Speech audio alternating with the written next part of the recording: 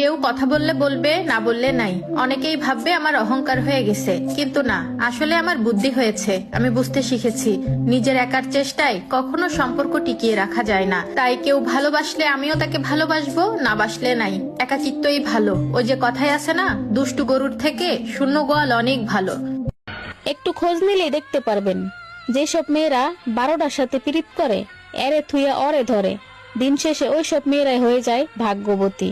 আর দেখবেন যেসব মেয়েরা একজনকে ভালোবাসে, একটাকে নিয়ে থাকতে চায়, নিজেকে একটু লয়াল রাখতে চায়, সেই সব মেয়েরাই হয়ে যায় কষ্টবতী।